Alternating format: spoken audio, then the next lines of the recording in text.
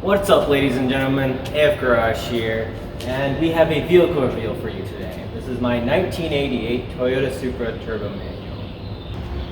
As you can see, this vehicle is basically bone stock, and that is due to it being my daily driver for the past about 3 years now.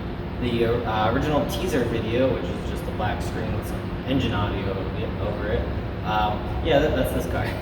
I've had it forever. But you are going to see a lot more of this vehicle on the channel in the upcoming months.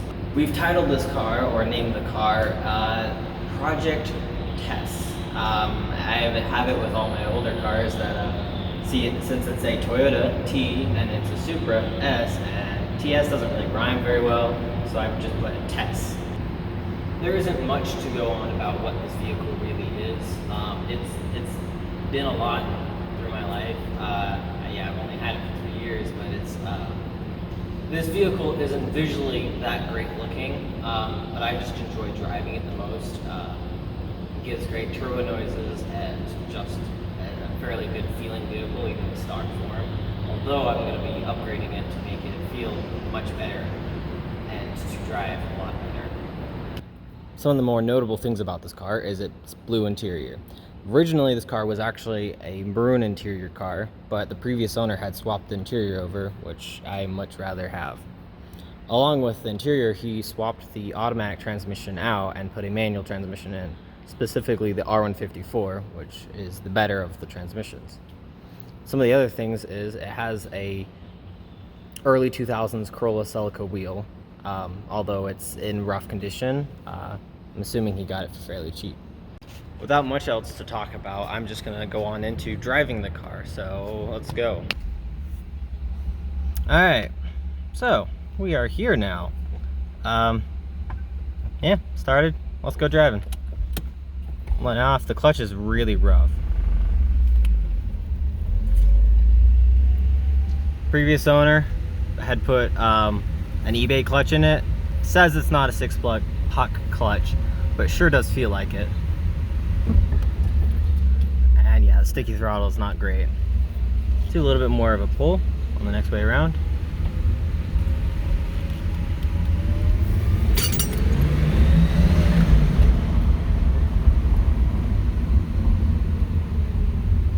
And she's got some pep.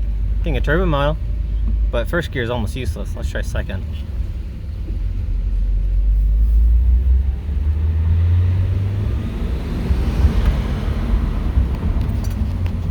I got some tools in the background that you can hear.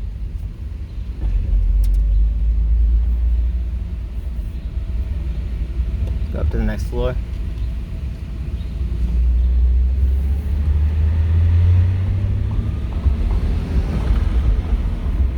In fact, it actually has some turbo floater along with it.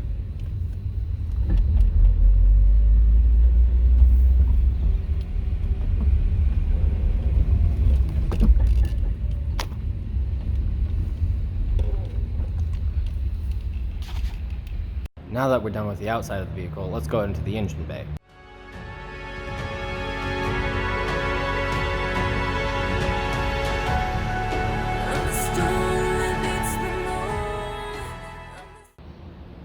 So, this is the engine bay.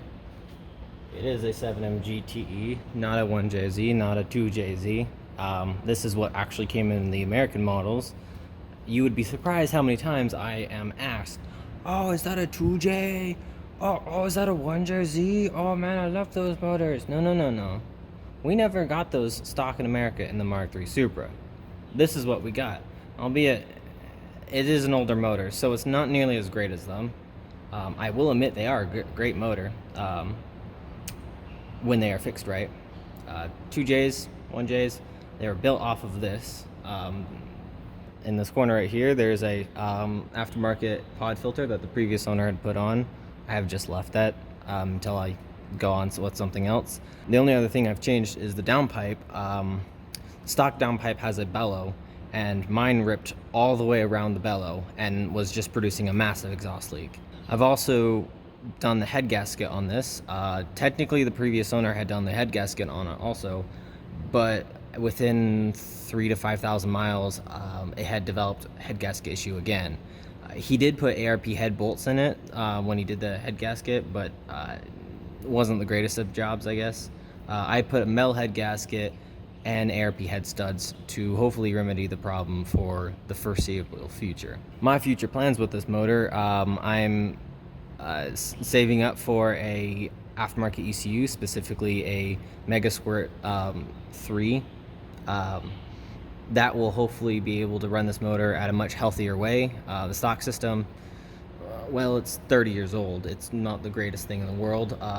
With modern technology, I'm assuming this motor can be woken up a lot more. You can delete the stock MAF. Also with the Mega Squirt, I'll be able to find control of the boost, control timing to a better extent. I will have to probably delete the stock cam position sensor, which is right underneath my finger, and go to a trigger on the cam and a trigger on the crank to be able to get an accurate signal.